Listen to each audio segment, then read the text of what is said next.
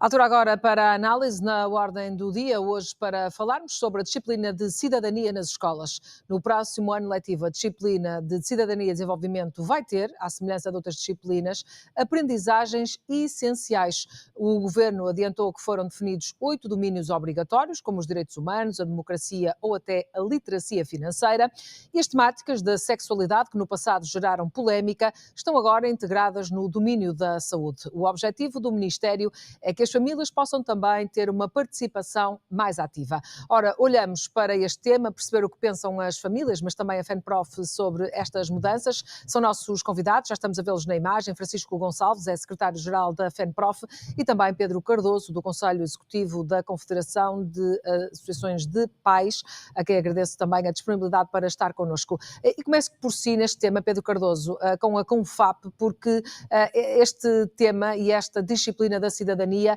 era de facto alvo de algumas críticas. Aquilo que o Ministro da Educação vem dizer é que era uma completa desregulação, não havia aqui um critério único e ficava um pouco ao critério das escolas e do professor que lecionava essa disciplina os conteúdos de forma mais abrangente. Como é que veem desde logo esta possibilidade de reformular a disciplina e de haver aqui um critério mais uniforme para todas as escolas? Boa tarde. Boa tarde. Obrigado pelo convite. Cumprimento o senhor. É evidente que a disciplina estava completamente desregulada. Havia escolas que davam a disciplina, outras que não davam, outras assim. A disciplina não estava a ser dada por pessoas com os conhecimentos necessários para abranger alguns temas que são essenciais no dia-a-dia destas crianças. E é evidente que muitos professores até utilizavam essa disciplina para repor apoios noutras áreas onde eles tivessem também necessitado outras disciplinas. E em muitos casos a disciplina não era levada muito a sério.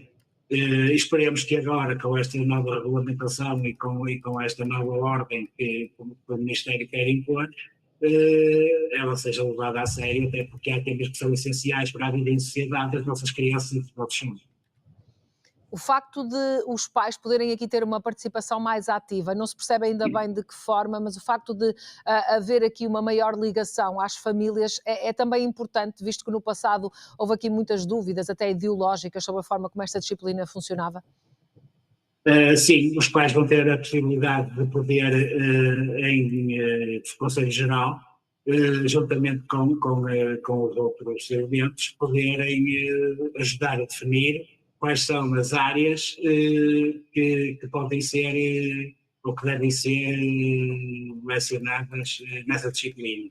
É evidente que a CONFAP não quer que sejam os pais a definir portanto, tudo aquilo que é a parte pedagógica, mas sim ajudar na escolha daquilo que são os temas. Portanto, nós sabemos que há temas obrigatórios e há temas que são flexíveis.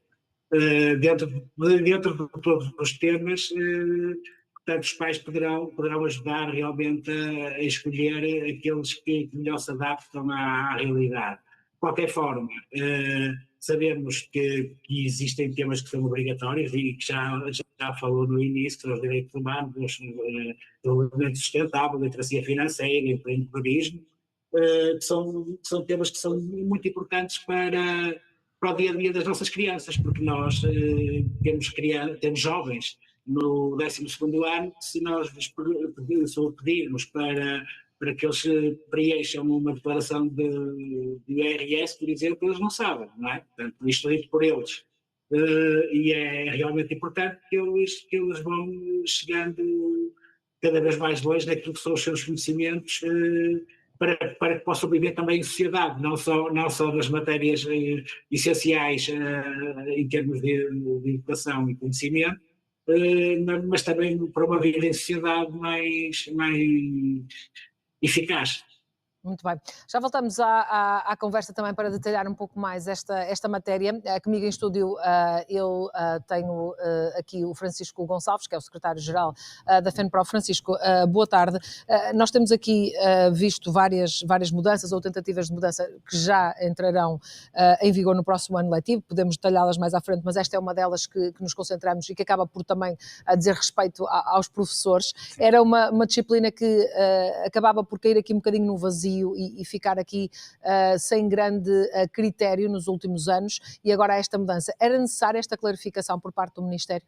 Bom, muito boa tarde.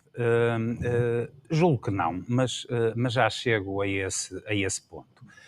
O Ministério tem usado, nos últimos tempos, uma espécie de cortinas de fumo para procurar esconder alguns problemas, esses sim, estruturais, da escola pública, da educação e da profissão. Desde logo a questão da falta de professores. E o problema não é a falta de professores, é que se faltam professores, há aulas que não foram dadas. E o Ministério vem dizer que o problema está em encontrar o número de aulas que não foram dadas por falta de professor. Mas não é só por isto que há um problema ao nível da falta de professores, é porque também nos apoios é necessário, nós temos uma população escolar cada vez mais diversa, 15% ou cerca disso dos alunos são imigrantes, temos muitos alunos que nem a língua portuguesa falam e, portanto, as complexidades da desigualdade que existe na sociedade manifesta-se dentro da escola. E, portanto, o que nós vemos é este tipo de situações. Por exemplo, outra que também podemos falar daqui a pouco, tem a ver com a proibição dos smartphones, ou até esta questão da disciplina de cidadania e desenvolvimento. Vamos lá ver uma coisa, nem com a antiga disciplina, nem com a nova, portanto, nem na antiga os pilares da democracia e da república estiveram em causa, nem agora vamos atingir o Olimpo com esta nova disciplina que tem aprendizagens essenciais. Os 8 domínios obrigatórios, há 4 que são obrigatórios todos os anos letivos e há 4 que, sendo obrigatórios, não têm a obrigatoriedade de todos os anos terem que ser abordados. Têm que ser abordados ao longo do percurso, mas olhemos para uma situação muito concreta. Eu julgo que tanto os professores como as escolas sabem o que está em cima da mesa quando estamos perante um problema como direitos humanos, ou como a educação para a saúde, ou como a educação ambiental, ou a educação rodoviária, ou outro qualquer dos problemas que se colocam na sociedade de hoje. A escola ensina, mas a escola também educa. Ora, nós neste caso foi uma situação que foi muito empolada por causa de 3 ou 4 casos muito pontuais, mas que tiveram... E que chegaram a tribunal, e que chegaram a tribunal até, mas de um ponto de vista geral, se nós temos mais de 800 agrupamentos, fizemos uma análise, isto praticamente não foi problema, tirando os problemas ou o problema que acabou por ter eco, digamos assim, no espaço público. Portanto, isto nem o novo vai permitir a resolução dos problemas que se colocam às escolas, nem o que havia até aqui era um entrave à resolução destes problemas. Portanto, estas questões têm que ser abordadas na escola, obviamente, mas qualquer professor, qualquer escola, e aqui, por exemplo, o papel da comunidade educativa, dos pais, dos alunos, das suas associações de estudantes. Portanto, há muitas formas de trabalhar digamos, este domínio. O que é fundamental é que não nos esqueçamos daqueles que são os textos fundamentais da humanidade, não nos esqueçamos daquelas regras de convivência social que temos que ter numa sociedade que é complexa, que tem enormes problemas de desigualdade, mas eu julgo que até hoje as escolas deram essa resposta e de hoje em diante também darão. Não estará aí, diria eu, o problema central que afeta as escolas de hoje. Francisco Gonçalves, mas pegando nessa sua questão e até voltando um bocadinho ao início do raciocínio, o que me está a dizer é que o Governo, de certa forma, está a resolver os problemas mais superficiais, esquecendo aqueles que são os verdadeiros problemas, pegando nas suas palavras. Estamos em jeito de balanço quase deste final de ano letivo, perspectivando também, do vosso ponto de vista, obviamente, muito trabalho começa agora a ser feito na preparação do que aí vem.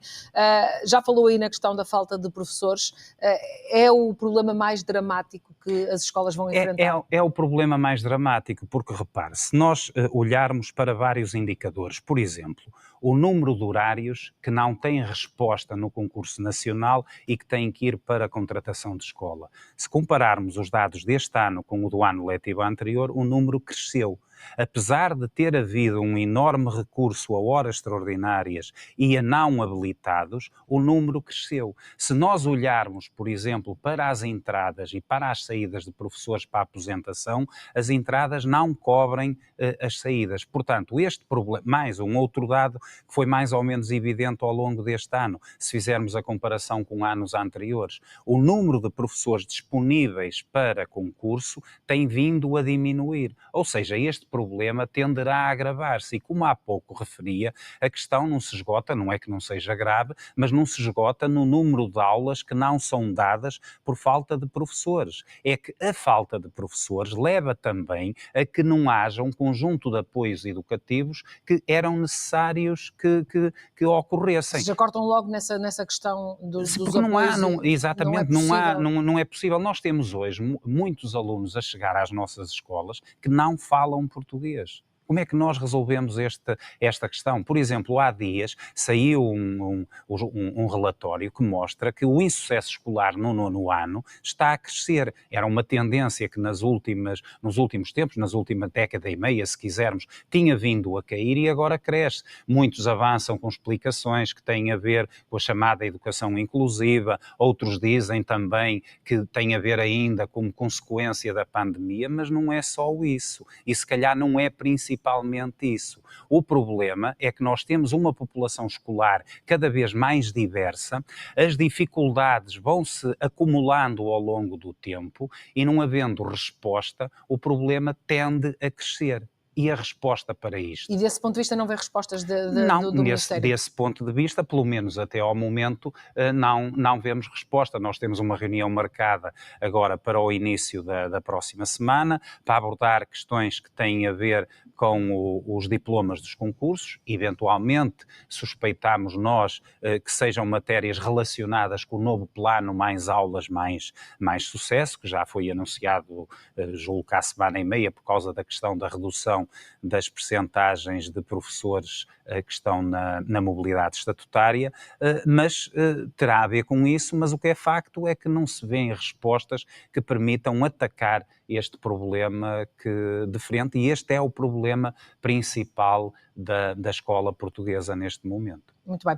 Pedro Cardoso, volto a si, porque nós estávamos aqui a falar dos pais serem ouvidos e, obviamente, destes problemas da escola pública que acabam por afetar todos, professores, pais e alunos, e para lhe perguntar também isso mesmo, ou seja, as vossas preocupações enquanto Associação de Pais, em Confederação das Associações de Pais, não se esgota nestas questões, ou seja, obviamente ficam satisfeitos quando há aqui mudanças que vão de encontro àquilo que vocês acabam por pedir e por serem mais ouvidos no que diz respeito à cidadania, mas há outro conjunto de situações que vos preocupa. Esta questão da falta de professores também, de certa forma, foi abordada ao longo do último ano letivo por vocês e por falta também de alguma resposta nessa matéria.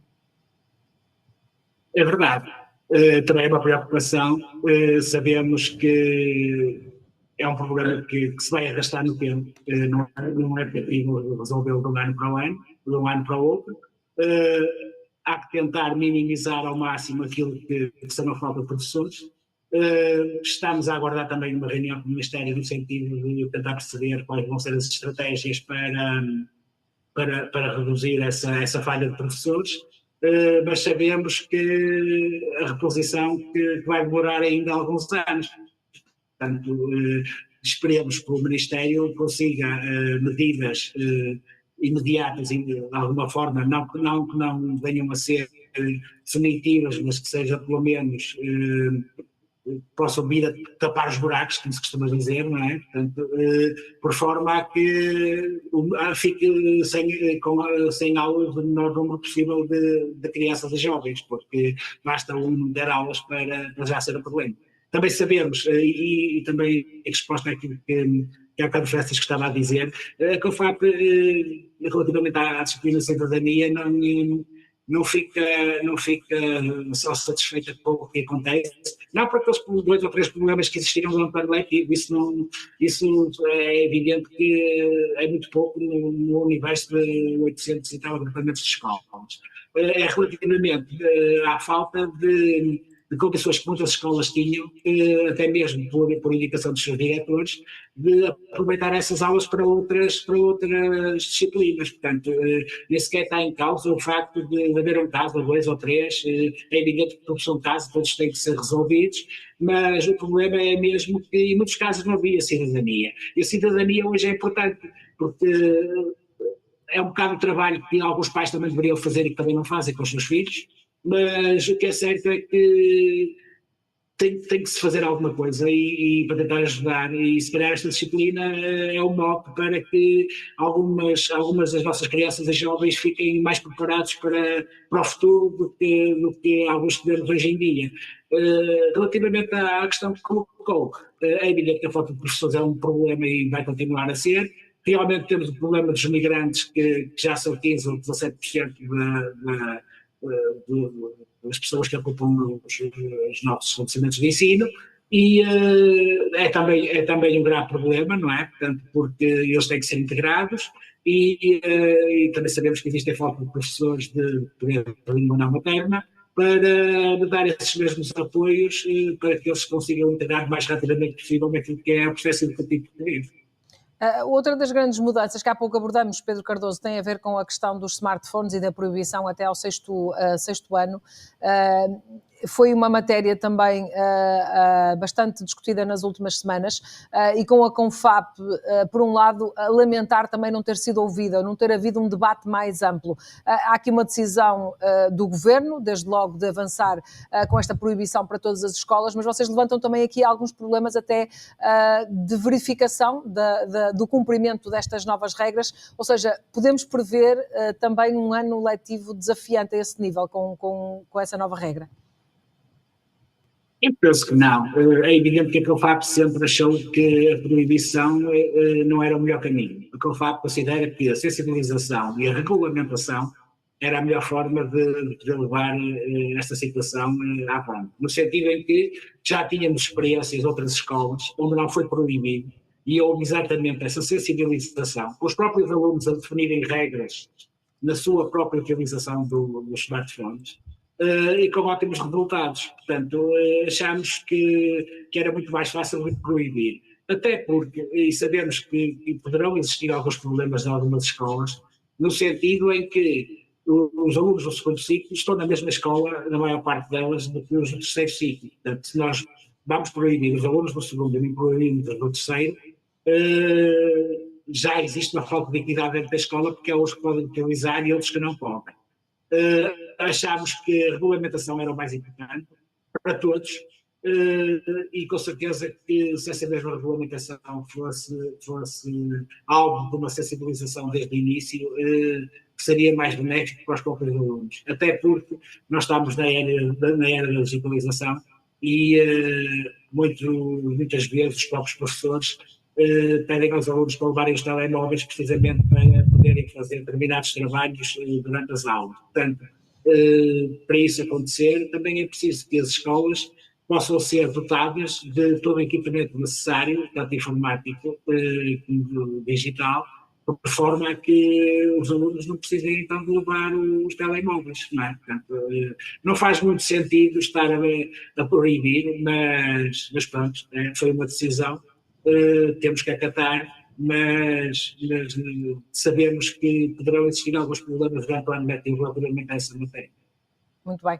Francisco Gonçalves, há pouco falou também desta questão dos smartphones. Há aqui, desde logo, uma medida que implica mais com aquilo que é o recreio escolar e com os assistentes operacionais, obviamente, com os pais que permitem ou não levarem o smartphone, e há esta questão também de alguns professores usarem, mas provavelmente não será por aí que se fará a diferença. Como é que vocês viram esta proibição? Bom, há uma questão que eu julgo que, pelo menos as evidências apontam para isso, que os humanos hoje, independentemente da idade que tenham, exageram no número de horas que estão ligados e isso tem consequências. E tem consequências, umas mais positivas, outras mais negativas. Mas aqui a questão é que não é instituindo uma proibição por decreto que vamos resolver o problema, porque os smartphones hoje são instrumentos do nosso dia-a-dia, da nossa vida, e o que é necessário é, como com muitas outras coisas, educar os alunos para digamos, a utilização desses instrumentos e dessas ferramentas. E também aqui, as próprias escolas, nós não dizemos proíba-se, nem dizemos não se proíba, o que dizemos é que as próprias escolas têm condições, com toda a comunidade educativa, naturalmente, para indo tomando decisões no seu cotidiano, de acordo com aquilo que em cada momento consideram mais ajustado. O nosso ponto é um pouco este, sendo este um dos elementos, um dos instrumentos que é usado no dia-a-dia, o que a escola também aqui terá que dar um contributo para um uso saudável deste instrumento. Porque, por exemplo, fazendo uma outra comparação até, enfim, num dos estudos até mais tremendistas, se quisermos, que existe aí sobre esta matéria, diz que há, por um lado, uma super proteção no processo de educação no chamado mundo real e há uma ausência de proteção no mundo digital. O que me parece ser, ou o que nos parece ser, de algum modo, uma questão que pode ter algum fundamento. Mas nós vemos, por exemplo, se quisermos olhar para as escolas, que os recreios foram praticamente destruídos, particularmente com as intervenções da parque escolar, ou seja, um miúdo hoje que queira correr no recreio, trepar, fazer um conjunto de tarefas que são essenciais no desenvolvimento motor de uma criança, essa parte praticamente desapareceu das próprias escolas. E depois, por outro lado, no chamado mundo digital, muitos de nós permitimos que os miúdos possam se fechar num quarto e ficarem horas a fio sem sabermos a fazer o quê, porque, portanto, há aqui uma situação que de facto merece intervenção. E que intervenção é que merece? Merece uma intervenção educativa por parte dos encarregados de educação e por parte da escola, que também acaba por ter essa função de educar. Portanto, mas vai também criar um desafio à própria escola de oferecer, por assim dizer, novos recreios ou novos espaços? Bem, eu espero que sim, esse se calhar seria uma consequência positiva daquilo que não foi feito nas últimas décadas. Nós, se olharmos para, que é uma coisa até, enfim, complicada, se quisermos assim, se olharmos para as chamadas escolas do regime fascista, elas tinham uma preocupação, à luz, enfim, do olhar da época, mas tinham uma preocupação em ter um espaço de recreio para que os alunos pudessem, no recreio, brincar. As escolas modernas, chamemos-lhe assim, foram praticamente eliminando o espaço de recreio. E, portanto, todos os espaços são importantes. O recreio é importante e as aulas são a parte sagrada, se quisermos assim, da escola, são ainda mais importantes. O que aqui tem que haver é, como em todas as áreas da vida que nós vivemos, é uma intervenção na escola no sentido da utilização dos recursos que existem neste tempo, seja saudável e permita o desenvolvimento dos nossos alunos e que os nossos alunos aprendam a ser cidadãos e a viverem em sã convivência com a sociedade que hoje temos. Pedro Cardoso, para terminarmos também, olhando para aquelas escolas que ainda antes da proibição avançaram com essas regras, aquilo que nos mostram, e algumas reportagens que fomos fazendo, é que efetivamente estes recreios tiveram que ser transformados e a escola teve que ganhar também uma nova vida ou oferecer uma nova vida aos alunos. De forma mais positiva, era bom que isso acontecesse também de forma mais global nas outras escolas? Exatamente, concordo perfeitamente com o Francisco quando ele diz que quando houve as intervenções da parte escolar, uma grande parte das escolas ficaram sem espaço para recreio. Depois temos ainda outro problema, que naquelas que onde ainda existem recreios, é proibido correr, é proibido saltar, é proibido quase brincar. Portanto, era preciso pensar numa forma de que estas crianças possam realmente brincar livremente e não sempre com proibições atrás dela. Portanto, agora proíbe-se os telemóveis, já se tinha proibido em muitas delas de correr, já se tinha proibido em muitas delas de andar a fazer determinadas brincadeiras. Quer dizer, é proibido isto, é proibido aquilo, quer dizer, há muita coisa que é proibida dentro da escola. Achamos que há demasiadas coisas que são proibidas dentro da escola. E há coisas que podem realmente ser feitas, e eu dou um exemplo, por exemplo, podemos pôr, por exemplo, as crianças a brincar com os jogos tradicionais. Eu fiz essa experiência numa escola e realmente foi um sucesso, porque as crianças nem sequer sabiam o que era correr dentro de sacos, o que era lançar um peão, o que era um determinado número de brincadeiras sobre jogos tradicionais que eles não sabiam o que era e que realmente ficaram contentes com isso. Mas também, depois, tirando as escolas do primeiro ciclo, as escolas de intervalos são muito curtos, porque vejamos, e quando falamos até da utilização do telemóvel, é realmente preocupante, mas é fora da escola, porque dentro da escola as crianças têm 15 minutos a meio da manhã, 15 minutos a meio da tarde, que é o maior intervalo que tem. Tirando isso, tem 5 minutos de intervalo entre aulas, portanto, praticamente nem tem tempo para pegar no telemóvel. Isso que é assim como para outras brincadeiras. É evidente que o uso do telemóvel é mais prejudicial fora da escola e fora do espaço escolar.